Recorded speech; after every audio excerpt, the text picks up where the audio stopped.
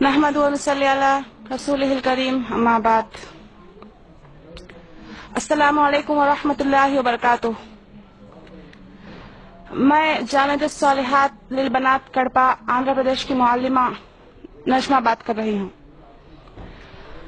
آج کل جو اسلام میں 4 شادیوں کا جو مسئلہ چھڑا ہے، ہندو مذہب کے لوگ جو 4 شادیوں کے بارے میں نکتہ چینی کرتے ہیں، کہتے ہیں کہ غلط ہے، عورتوں پر ظلم ہے، تو اس کے سلسلے میں کچھ کہنا چاہتی ہوں، میری رائے کا اظہار کرنا چاہتی ہوں۔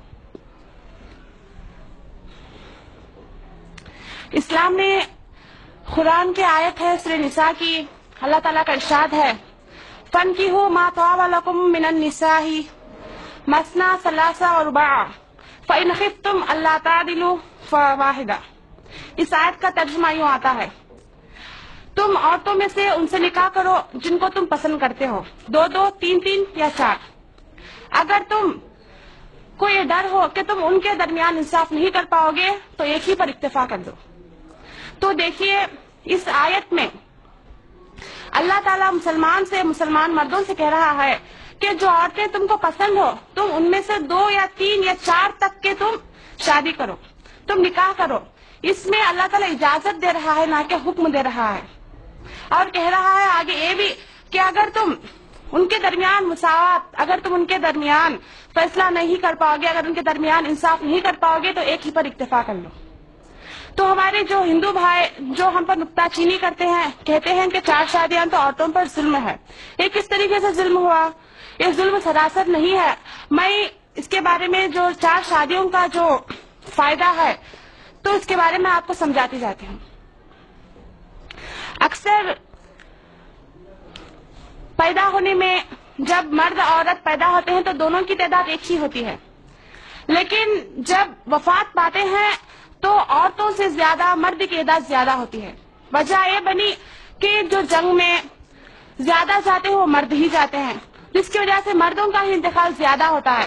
جیسا کہ ہم اسلام کا نہیں بلکہ دنیا ہی کا حساب پہلے جنگ عظیم کو دیکھتے ہیں، جو جنگ عظیم 1914 سے 1918 تک ہوئی، اس میں 80 لاکھ مرد انتقال ہوئے۔ اس میں صرف 80 لاکھ مرد صرف فوجی انتقال ہوئے، اور جو باقی شہری ہے ان کا تو کوئی حساب نہیں۔ اور جو دوسرے جنگ عظیم 1939 سے 1945 تک ہوئی، اس میں 6.5 کروڑ مرد زخمی اور معذور ہوئے۔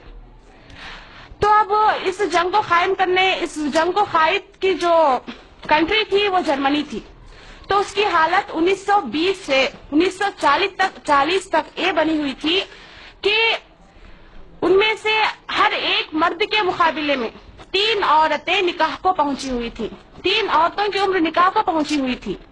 اب ظاہر سی بات ہے کہ مرد 1 ہے اور عورتیں 3۔ اب بتائیے ایک مرد 1 سے نکاح کرے گا تو جو باقی کی 2 عورتیں ہیں وہ کہاں جائیں گی؟ وہ 2 عورتوں کا کیا حال ہوگا؟ یا تو وہ یوں ہی کنواری بیٹھ جائیں گی، یا تو وہ دوسرے غیر شرعی کام میں، یا تو غیر شرعی کاموں میں لگ جائیں گی، جس کی وجہ سے وہ عورت برباد ہو جائیں گے اور ہمارا جو سماجی نظام ہے وہ بگڑ جائے گا۔ تو اس وجہ سے اسلام نے 4 شادیوں کا رواج بنا کر، 4 شادیوں کی اجازت دے کر ان عورتوں کا ہی بھلا کیا ہے۔ اگر 4 شادیوں کا حکم نہ دیتا، اگر 4 شادیوں کی اجازت اسلام نہ دیتا تو جو 2 باقی عورتیں ہیں وہ ایسے ہی کنواری رہ جائیں گی، یا تو غلط کاموں کی طرف چلی جائیں گی، یا تو وہ ایسے ہی رہ جائیں گی۔ اس وجہ سے اسلام نے 4 شادیوں کا رواج بنا کر یہ عورتوں کے لیے رحمت بنایا ہے، نہ کہ زحمت۔ اور اسی طریقے سے اس میں ایک تو عورتوں کا فائدہ ہوا، اور دوسرے ان شادی شدہ عورتوں کا بھی فائدہ ہوا جو کہتے ہیں کہ کوئی بھی عورت دوسری شادی کا اپنے شوہر کی اجازت نہیں دیتی، یہ ان کے لیے بھی فائدہ ہے۔ فائدہ اس وجہ سے ہوا کہ جب وہ عورت، خدا نہ خواستہ وہ عورت ایسی ہے کہ جو کسی بیماری کی وجہ سے کیا اس کو بچہ وغیرہ پیدا نہیں ہوتا، تو مرد کو حق ہے کہ وہ طلاق دے اور دوسرے سے نکاح کرے۔ اب مرد کیا کرے گا؟ طلاق دے گا اور دوسرے سے نکاح کرے گا۔ اب نقصان کس کا ہوا کہ وہ عورت طلاق شدہ ہو گئی، مطلقہ ہو گئی، اور اس کو پالنے اور دیکھنے والا کون بنے گا؟ تو اس کا حل اسلام نے یہ نکالا کہ اس عورت کو بھی رکھو، مرد کو حکم دیا کہ تم اس عورت کو بھی رکھو، اس کا جو انصاف ہے اس کے ساتھ انصاف کرو، جو نان و نفقہ ہے وہ نان و نفقہ بھی دو، اور تم دوسری عورت کو بھی تم پالو۔ تو کیا یہ عورتوں پر ظلم ہوا یا رحمت ہوئی؟ اگر صرف ایک طلاق، اگر ایک نکاح کی اجازت ہوتی تو وہ مرد طلاق دے دیتا اور دوسروں کو نکاح کر لیتا، لیکن اسلام نے 4 شادیوں کی اجازت دے کر مرد ہی کے لیے، عورت ہی کے لیے رحمت بنایا ہے، نہ کہ ظلم کیا ہے۔ اور جو کہتے ہیں کہ 4 شادیاں صرف اسلام ہی میں ہے یا ظلم ہے، اگر ہم ہندو مذہب کے تاریخ کو دیکھتے ہیں تو ہمیں پتا چلتا ہے کہ ان کے مذہب میں بھی 4 شادیوں کا رواج تھا، 4 نہیں بلکہ کئی شادیوں کا رواج تھا۔ ان کے کتاب میں کہیں بھی ایسا نہیں ہے کہ تم صرف ایک شادی کرو، ایک سے زائد نہ کرو، کہیں بھی ایسا لکھا ہوا نہیں ہے۔ جیسے میں مثال کے طور پر رام چندر جی کے والد دشرتھ، جن کی 3 بیویاں تھیں، کوسلیہ، سمترا، کیکئی، اور پانڈو جی کی 2 بیویاں تھیں، اور کرشنا جی کی تو کئی بیویاں تھیں۔ تو کیا اس بات سے ہم کو یہ پتا چلتا ہے کہ یہ جو تعدد ازدواج یعنی 4 شادیوں کا رواج جو اسلام عورتوں پر ظلم کر کے کہتی ہے، وہ صرف وہ ظلم نہیں ہے، بلکہ یہ